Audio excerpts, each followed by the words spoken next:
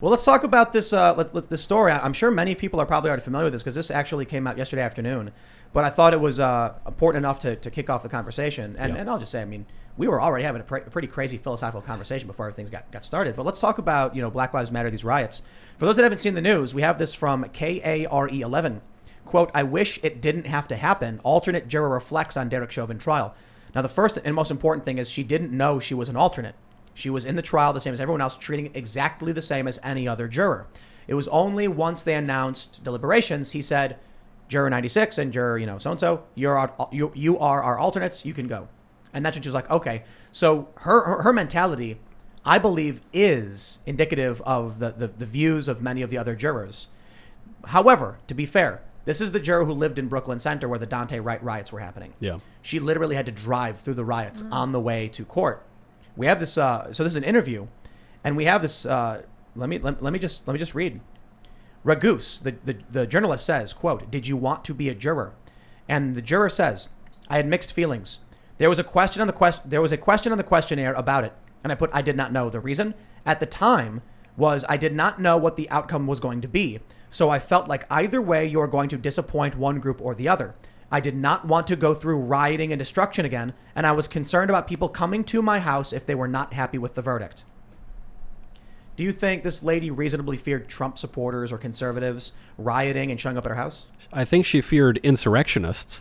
Yeah. And I know that we're supposed to believe that Trump supporters are the insurrectionists, but we did see an insurrection last year. We saw it go on for months. We saw it go on not just in one city or two cities. It went on around the country. Didn't just target government buildings. It targeted private businesses and private citizens, resulted in deaths, arson, terrorism. What else do you call it? Terrorism is when you target civilians to achieve a political end. And look, I get why she feared it. I mean, there was a Babylon Bee headline right before the verdict came out. It said the jurors read their last will and testament before they because of course. And so should this have led to a mistrial, right? That was the big question. Yep. Maxine Waters calls for riots. Joe Biden later on. I'm sorry, I have to interrupt. Maxine Waters incited insurrection. Carry on. Yes, I'm sorry. Incited an insurrection. Joe Biden, same thing. He put his thumb on the scales for the jury, and ultimately they go to convict him because they wouldn't rule a mistrial. You remember the judge said, well, hey, this is bad. I wish Waters didn't do that. But anyway, it's okay. They're probably not reading the news, so we're not going to have a mistrial. But I bet you got something on appeal. So what he's saying, when he says, I bet you got something on appeal, he's saying, I should declare a mistrial, but I'm too cowardly because I don't want them to burn down my house. Yep. And so here's my only point on it is, okay, this juror comes out and says, yeah, I was terrified of the mob killing me and burning down my city. Why is the judge on the appeal going to feel any differently than the judge during the trial, going to feel any differently than the jurors? Everyone's afraid of this terrorist left-wing mob because they not only are making the threats, they're credible threats because they already did it and they already got away with it. It's terrorism. And the funny thing is they're bragging about it on Twitter. Yeah. There's a meme right now. So I tweeted, what did I tweeted something like, I said like, holy S, and a quote from the lady saying, I didn't want to go through the riots. And some leftists post a meme where it's, the guy sweating and the two buttons. Yeah. And it said, violence doesn't solve anything. The riots caused the Chauvin verdict. I'm like, you're encouraging the right to get violent? Yep. Like, I'm trying to tell people not to get violent because you don't want violence. And here you have the left gloating and bragging that they engaged in acts of terrorism. Yeah. I'll tell Successfully. you, what's scary, though, is I guess, for one, I don't really think it's a conservative and liberal thing. I think the issue is, I often describe it as politically initiated and uninitiated. So why is it that, I'm a fairly moderate kind of, left-leaning libertarian type, and we're laughing and agreeing? It's because we both know true facts. Yeah. There's probably some things we disagree on in terms of what we think may be real, but as individuals who are discerning of the news and seeking out the truth, we both know certain facts. Yeah. The riots exist. They terrify people. It's for a political goal. We might disagree on policy, but we agree on what's happening in this country. But most of these liberals and these people who are voting for Democrats have no idea. They don't pay attention. So, in their defense, by the way, Tim, let's just take that story that happened, 2 days ago in Columbus where the cop shot the girl who was stabbing the other girl. About to stab. I'm sorry. Teenage It was just all well and good. That kind of, you're a kid. There's no way to know if she was really going to stab. You don't know. It's a little innocent shanking between friends. And so if you were just a regular American, right, a regular kind of liberal American, you don't watch your show, you don't watch my show, you're maybe you don't watch podcasts. Maybe you watch network news, which is still the way millions of Americans get their news. And you watch NBC and you watch Lester Holt's broadcast, the nightly news, you would not have seen the knife. They edited out the knife. They played the clip. The girl is about to shank the other girl. They freeze the frame, but keep the audio going, so the knife is out of the frame, Wow. and all you hear is bang, bang, bang, bang. The girl goes down. And then in the news report, they say, and the police officers say she was holding a knife. A knife was later found on the ground. No, what? And they show a picture of the knife on the ground. On the ground. Yeah, on the yeah. ground. So it's not their fault that they're being lied to. So I think I talked about this last week. There was a clip from Mike.com. All right, I'm at a Trump rally in Janesville, Wisconsin. This is back in like 2015 or 2016. This young woman was arguing with an older man, and everyone's raucous and in a crowd, and she's yelling, "He touched my breast! He touched my breast!" And the older guy has his hands up, saying, "I did not touch you! I didn't touch you!" Yeah. She punches him in the face, and then someone else pepper sprays her. Mike.com added a flare, as if they were doing an edit, because it was the weirdest thing ever. She goes, "He touched my breast! He touched my breast!" And then the screen flashes white to cover up the punch, and then it shows her getting pepper sprayed, and the story they run is teenager is sexually assaulted and then pepper sprayed by Trump supporters. Right. And I'm like, oh, Yeah. man, that's the news we get. And the problem is, my pal Andrew Klavan makes this point a lot. When we read the news or we watch a news story about something that we know about, we can look at it and say, yeah, that doesn't sound right to me. No, I actually know that's not true. No, I actually have my own lion eyes here, and I knew that was not true. But then when we get to another story where we don't, Iran or something, right? Something I'm not an expert on, we just take their word for it.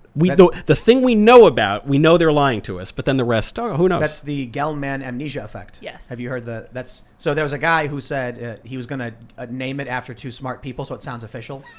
So I don't know. I don't know. I don't remember who actually coined the phrase, but man, it rings true. Iran is a really great example. When I see CNN say something like, Hezbollah has done this, I just go like, I guess. Yeah, maybe. And then I watch them talk about the riots, and they're like, peaceful protesters burned down the city, and I'm like, it must have been peaceful. Yeah, is Hezbollah good? I don't think that's the case. But who knows what they're lying about, Right, yeah. And so especially when it comes to foreign policy, yeah, we get into wars because of it, because the American people are just, I guess I just trust it.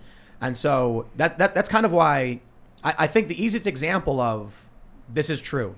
The real political divide, I shouldn't say the real, but one of the strongest is, do you actually pay attention to the worldly affairs?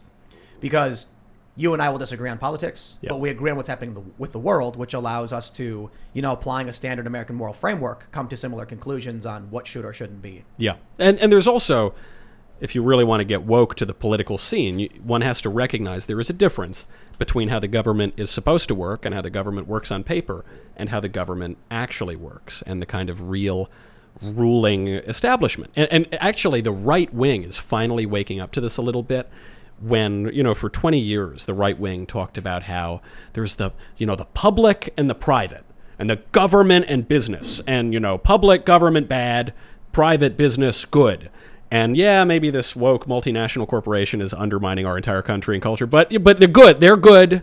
Company, give money to company, give tax cut to company, and government, even though the government is an expression of our own political wills through our elected representatives, we hope when it's working, bad, right? But now, what is Google? Is Google's a private company? No, by squishy Republicans, we were told Google's a private company for a long time. That doesn't seem that private to me. When 3 billionaire oligarchs control the flow of information in a republic where speech is politics, right? It's the same thing. The way we govern ourselves is we persuade one another of things. If 3 companies are controlling that practically speaking is the government.